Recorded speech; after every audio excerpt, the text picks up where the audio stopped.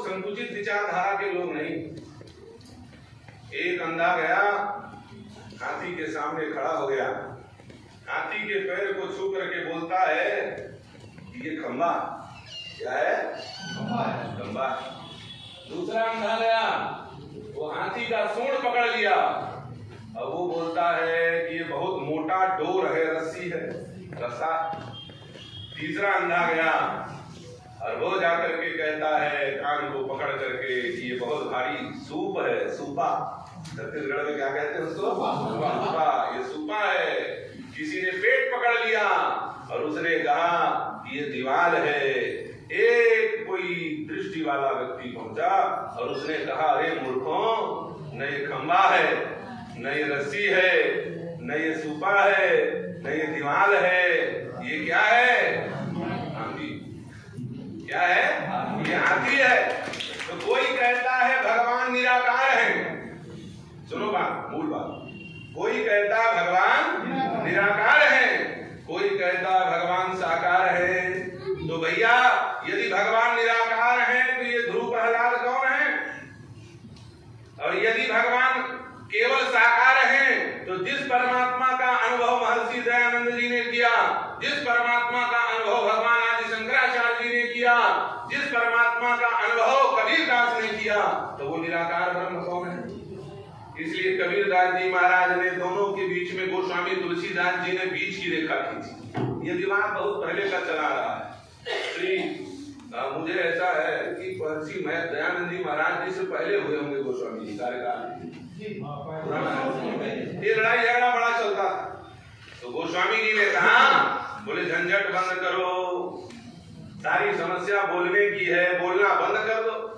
अरे भैया जब ईश्वर है तो बोलने से ईश्वर क्या होगा? चुप हो जाओ, तुम्हें ईश्वर का अनुभव हो गया, बोल क्या करोगे? कई लोग कहते हैं ईश्वर का अनुभव हो गया, तो हो गया तो चुप हो जाओ ना। माइक लगा के प्रवचन करने की क्या आवश्यकता है? दुनिया भर के बड़े बड़े आयोजन कराने की क्या आवश्यकता है? जैसे उन 4 ऋषियों को अनुभव हुआ था वैसे 1000 लोगों को अनुभव करवाओ, तब हम माने ईश्वर क्या है। मेरा कहने का अर्थ यह है कि गोस्वामी जी ने कहा कि वाणी का वितंडावाद उत्पन्न करने से काम नहीं चलेगा। उन्होंने एक सुंदर सी बात कही, भैया समुद्र में पानी नहीं गिरता, ऐसा हो सकता है?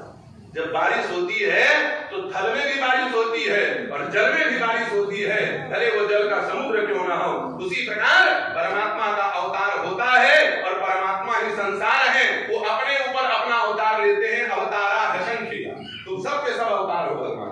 ये जितने बैठे हो यहाँ सब भगवान हो।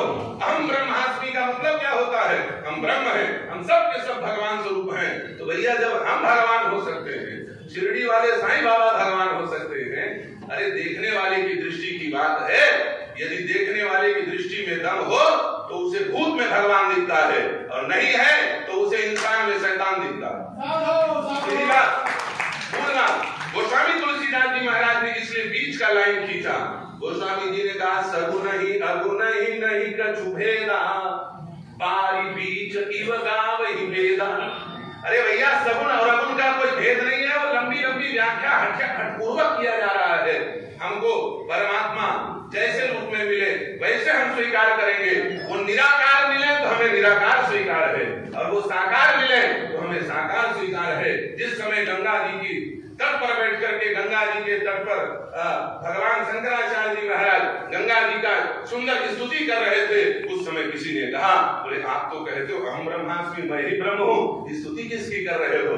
आदि शंकराचार्य जी ने कहा जब मैं यहाँ पर आया तो नीरकार ब्रह्म को देख रहा था, पानी में बहते हुए नीर को दर्शन कर रहा था, लेकिन देखते देखते मुझे निराकार का दर्शन निराकार में हो गया।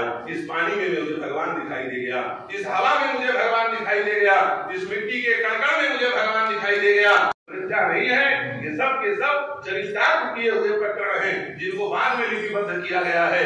और वेद यदि पूर्ण है तो वेद ने, गोस्वामी जी ने और बड़े बड़े विद्वानों ने ये कहा नेति नेति कह वेद पुकारा। उस ब्रह्म का वर्णन करने में पूर्ण रूपेण वेद भी समर्थवान नहीं है। अरे वेद कौन कहे, वाणी भी समर्थवान नहीं है। तो भैया परमात्मा के विषय में जितना बोले उतना कम है।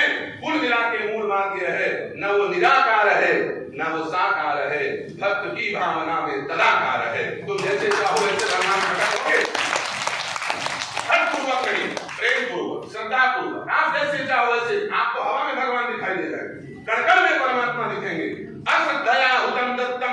सप्तम कृतम च यत् असुदुच्यते पार्थ न च तत्प्रेत्यनो यः। यदि हम केवल किसी एक ग्रंथ को प्रमाण मानेंगे तो कृष्णावतार और महाभारत की लीला, महाभारत के जितनी घटनाएं वो सब काल्पनिक हो जाएंगी। और महाभारत यदि काल्पनिक हो गया तो कुरुक्षेत्र का युद्ध हुआ था कि नहीं हुआ था? हुआ था ना। और कुरुक्षेत्र के मैदान पर गीता बोला गया, वो गीता कहाँ है? वो भी काल्पनिक हो जाएगा कि नहीं हो जाएगा? इसलिए खोपड़ भंज कर ममल तोरा, खोपड़ भंजन न करते हुए तुलसीदास जी महाराज जगत गुरु हैं, उनके मार्गदर्शन में चलते हुए हम लोग हर धर्मता का परित्याग करके श्री महर्षि दयानंद जी महाराज जी के और बड़े बड़े महापुरुष जो भी हुए उनके बताए गए पद चिन्हों में चले, लेकिन हठ पूर्वक। किसके पूर्वक नहीं? हठ पूर्वक नहीं। हम निराकार और साकार। सच बताइए, आपकी पत्नी कैसी है? साकार है ना? है ना साकार? मैं कहता हूँ काल्पनिक पत्नी से शादी करो, करोगे? आपके बेटे कैसे हैं? काल्पनिक है। आपकी बेटी कैसी है? काल्पनिक है। आपकी माँ बाप भाई बंधु अरे दुश्मन बना लिया तुमने प्रत्यक्ष रूप में साकार, तो क्या भैया तुम्हारा परमात्मा साकार नहीं हो सकता है? तुम्हारा परमात्मा भी साकार हो सकता है और वो निराकार भी हो सकता है, दोनों हो सकता है। तुम जैसा चाहो वैसा अपना भगवान प्रकट कर लो। यहाँ सबको स्वतंत्रता है, यही सनातन धर्म है। यहाँ कोई आकाशीय किताब से फैसला नहीं होता। ये हिंदू धर्म सनातन धर्म की विशेषता है।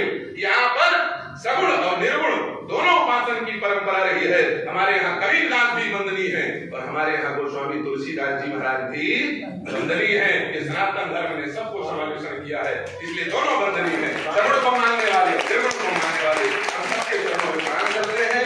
महाराज जी के दिव्य उद्बोधन से आप लोगों के जीवन में प्रकाश हुआ। महाराज जी की एक एक अक्षर को आप लोग अपने जीवन में उतारे।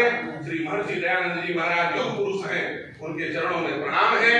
और हमारे जितने भी संत महापुरुष हमको सही दिशा दिखाएं, हमारे जीवन को मुक्ति की ओर प्रशस्त करें, उनके चरणों में दंडवत प्रणाम करते हुए मैं वाणी को विश्रामित करता हूँ।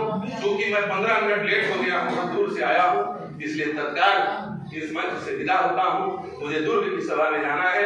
स्वामी जी के चरणों में ओम नमो नारायण। सब लोगों को जय जय सिया राम, जय जय सिया राम।